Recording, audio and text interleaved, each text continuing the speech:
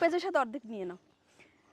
এর আগে একটা ভিডিও দিছিলাম এইখানে বসিয়া রান্না বান্নার, তো অনেকেই বলছেন জায়গাটা খুব নোংরা, এইখানে কিভাবে রান্না করিয়ে খায়, তা তাদেরকে বলতে আসছি আসলে গ্রামে আপনারা জানেন যে আমরা একটা বাড়ি করতেছি, যে বাড়িটার পিছনে দেখা যাইতে আছে, তো এখন মোটামুটি সব কিছুই ভাঙাচুরা। আর যারা গ্রামে নতুন বাড়ি করে তারা হয়তো জানে যে কি ঝামেলা।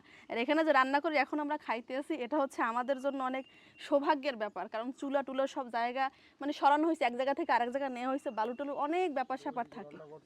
হ্যাঁ, রান্নাঘর ওইখানে ছিল আমাদের এর আগে, তো ওইটা ভাঙা হয়েছে, তো এখন নতুন করে সব কিছু আসলে করা হইতে আছে। তো যারা বলেন যে এত নোংরা পরিবেশ, কালি মালি, মানে অনেক কিছু কথা বলছেন ভিডিওর মধ্যে, তো তারা হয়তো গ্রাম সম্পর্কে তাদের কোনো ধারণা নাই বিধায় বলছেন। আপনারা দয়া করে গ্রামে এসে 5 দিন থাকবেন এরকম পরিবেশে, তখন আর আপনারাই বুঝতে পারবেন যে আসলে আমরা নোংরা না, পরিবেশটা এরকম। আর গ্রামের পরিবেশ কিন্তু কখনো নোংরা হয় না, অনেক সুন্দর হয়, অনেক সুন্দর। যারা বোঝে না তারা হয়তো এই ধরনের কথা বলে। তো আজকে আমরা এই যে মুরগির গোশত রান্না করব আলু দিয়ে, এটা কিন্তু ফার্মের মুরগি, আর মাটির চুলে রান্না করব, সেটা খাইতে অবশ্যই অনেক বেশি মজা হবে। তো যারা এই ধরনের কথা বলেন তাদেরকে দাওয়াত দিলাম, একবার এসে মাটির চুলে রান্না খাইয়ে যাইবেন।